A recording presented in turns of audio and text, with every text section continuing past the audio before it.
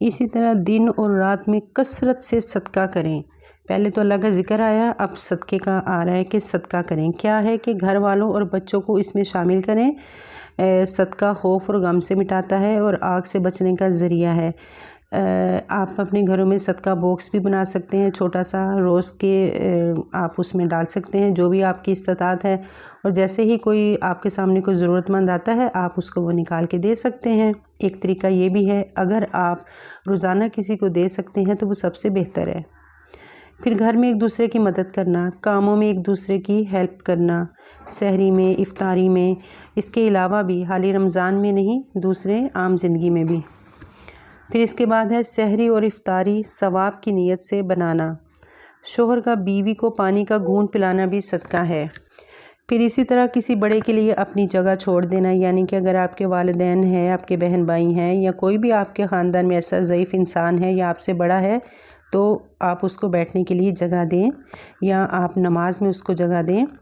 پھر ہے رشتہ دار مسکینوں، ان کو بھی کچھ نہ کچھ ہم نے دینا ہے، یا کہ دینی اداروں میں بھی کچھ دے سکتے ہیں۔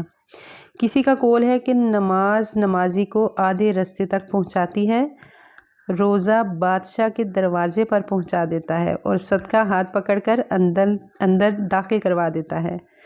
بہت خوب قول ہے، بہت اچھی بات بولی ہے انہوں نے۔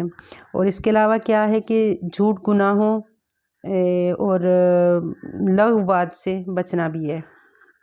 پھر ہے زبان کی حفاظت کرنا، زبان کی خاص کر حفاظت کرنی چاہیے، کیونکہ بعض دفعہ ایسا ہوتا ہے کہ ہم غصے سے ایسے الفاظ بول دیتے ہیں کہ ہمیں خود بھی نہیں پتہ ہوتا کہ ہم بول کیا رہے ہیں، تو ان پہ بھی ان کی پکڑ ہو جاتی ہے اور سارے عمل ضائع ہو جاتے ہیں۔ تو زبان کی حفاظت یہ مین چیز ہے۔ پھر دعائیں کرنی ہے بہت سی، کیونکہ اللہ کے نزدیک دعا سے معزز کچھ نہیں ہے۔ دعا نہ کرنا اللہ تعالیٰ کو ناراض کرتا ہے۔ پھر ہم کہتے ہیں ہماری دعائیں قبول نہیں ہوتی ہیں اور ہم پھر دعا نہیں مانگتے ہیں، نہیں، اللہ تعالیٰ کو پسند ہے۔ دیکھیں اللہ تعالیٰ ناراض ہوتے ہیں اگر نہیں مانگیں گے، تو مانگیں، ہر اپنا دکھ غم اللہ کے آگے شیئر کریں۔